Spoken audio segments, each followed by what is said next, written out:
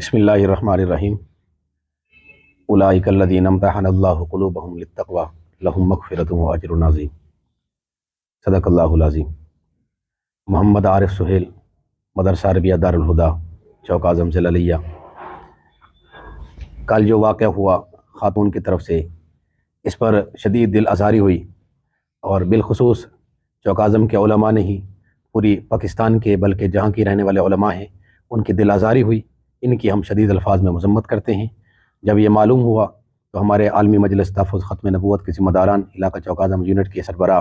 مولانا علی معاویہ صاحب، قاری امت ابو بکر صاحب کی سربراہی میں رات کو قانون کے دائرے میں رہتے ہوئے تھانہ چوک اعظم میں درخواست دی گئی، اور الحمدللہ انتظامیہ کی محبت سے، ان کے تعاون سے، ہمارے جو ضلعی امراء ہیں ان کی محنت سے الحمدللہ رات FIR بھی ہوئی۔ ابھی ہم اس بات کا مطالبہ کرتے ہیں، یہ ہمارا نمائندہ اجلاس ہے، اس میں چند افراد شریک ہوئے، مکاتب فکر کے تمام علماء اکرام الحمدللہ اس اجلاس میں شریک ہوئے کثیر تعداد میں، اور ہر ذمہ دار نے یہ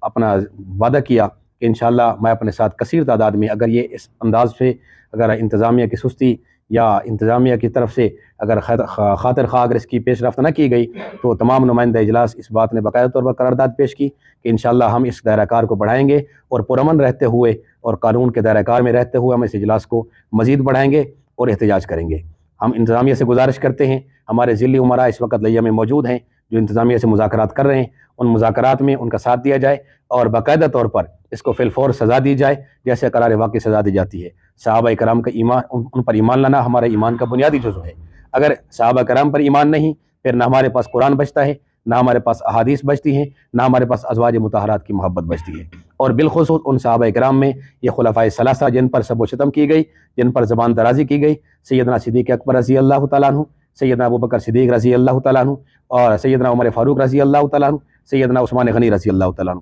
جو ان خلفائے ثلاثہ پر جو زبان درازی کی گئی یہ ہمارے ایمان کے بنیادی جزو ہیں۔ اور یہ تین وہ خلفاء ہیں جنہوں نے شروع میں قرآن پاک کو جمع کیا، شروع میں احادیث مبارکہ کا ذخیرہ امت کے پاس پہنچایا۔ اگر ان پر اعتماد اٹھ گیا امت کا، پھر امت کے پاس نہ قرآن پہ ایسے ہوگا کہ اعتماد والا، نہ حدیث اعتماد والی۔ ہم ان صحابہ اکرام پر، خلفائے ثلاثہ پر کلی طور پر اعتماد کرتے ہیں، اور ان کا دفاع کرنا اپنے ایمان کا جزء، اپنے ایمان کا حصہ سمجھتے ہیں۔ یہ نمائندہ اجلاس آج مطالبہ کرتے ہیں اس بات کا، ہمارے ضلعی انتظامیہ سے، جو ہمارے